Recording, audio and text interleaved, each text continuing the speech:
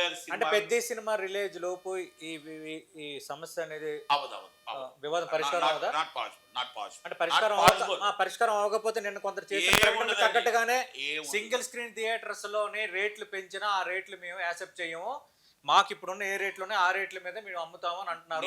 అదే జరగబోతుందా? ఈరోజు చెప్తున్నాను చూడండి, పర్సంటేజ్ సిస్టమ్ ఉండదు, రెంట్ ఆర్ పర్సంటేజ్ ఉంటుంది. ప్రీమియర్ షోకి ఏదో ఒక పర్సంటేజ్ మనకు, ఎందుకంటే మల్టీప్లెక్స్ ఇచ్చిందని కాకుండా ఒక పర్సంటేజ్లో ప్రీమియర్ షోకి ఇస్తే రేటు పెరిగితే ఆ రేటు పెరిగిన దాంట్లో పర్సంటేజ్ సిస్టంలో ఎగ్జిబిటర్కి ఇస్తారు. అలాగే మీకు రెంట్ తక్కువ ఉంది కాబట్టి కొంచెం హైక్ చేస్తారు.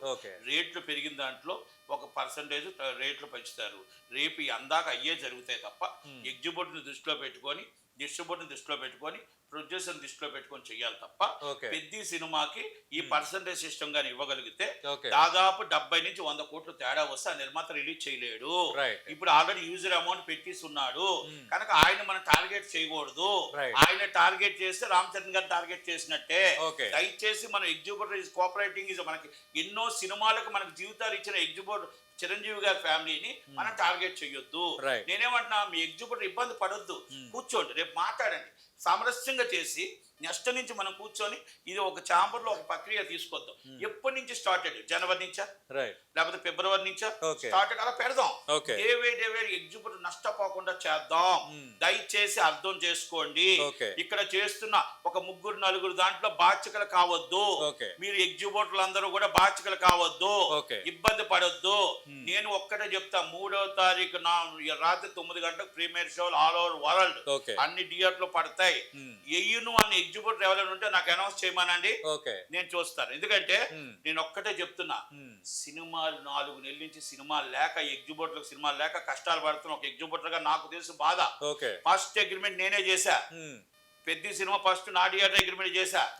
ఎస్, నేను పర్సంటేజ్ కి వ్యతిరేకం, కానీ ఎగ్జిబిటర్ బాగుండాలి అనేది నా ఆశ.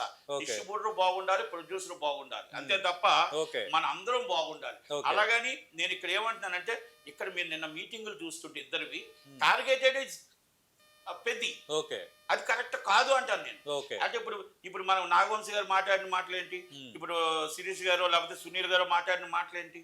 నేనేమంటా అంటే, మీకు ఎప్పటి నుంచో చేసుకోండి, మీరు పెద్ద సినిమా. అదే సునీల్ నారంగు నాగవంశీని ఉద్దేశించి డూప్లికేట్ హెయిల్ అని ఇలా మాట్లాడుతున్నారు. అంటే పర్సనల్ ఈగోస్ క్లాష్ గా పోతుందా? ఏమండి, సునీల్కి సినిమాలు ఇస్తే ఒకటి, సునీల్కి సినిమాలు ఇవ్వకపోతే ఒకటి. ఇక్కడ తెలంగాణలో సునీల్ అంటే శిరీష్ ఉండాలా, మైత్రి ఉండొద్దా? ఇప్పుడు నాగవంశీ దిల్ రాజు సినిమాలు ఇవ్వట్లేదు, ఇప్పుడు అన్నపూర్ణకి ఇచ్చుకుంటున్నాడు, ఆయన ఇష్టం. అది ఈజ్ అ